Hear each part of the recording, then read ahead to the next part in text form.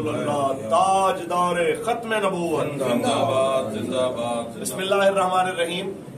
ابھی کچھ دیر قبل شیخ رشید کی زیر صدارت جو اس کے حواریوں کا اجلاس ہوا اور میڈیا بریفنگ میں اس نے کہا کہ دھرنے والوں کے ساتھ سختی کے ساتھ نمٹنے کا فیصلہ کیا گیا ہے، تو میں کہنا چاہتا ہوں کہ شیخ رشید تم نے اور کون سی سختی دکھانی ہے؟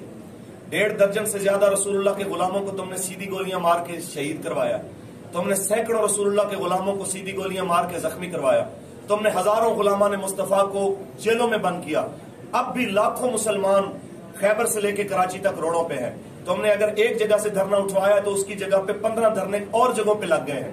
تم کیا کرنا چاہتے ہو؟ تم جو کرنا چاہتے ہو وہ کر لو، لیکن یہ یاد رکھو کہ اس معاملے میں جتنے بھی ہمارے کارکنان کی شہادتیں ہو رہی ہیں، جتنا نقصان ہو رہا ہے، اس کی FIR ہم نے تمہارے خلاف کٹوانی ہے.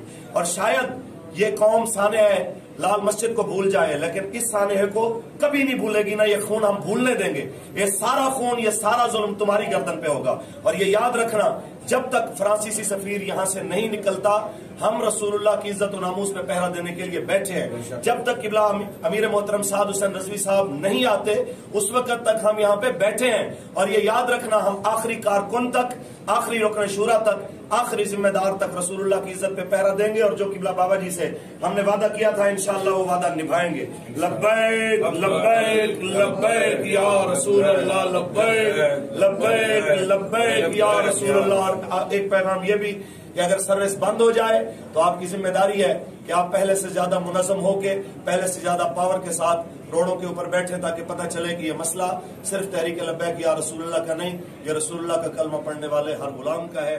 انشاءاللہ العزیز فتح.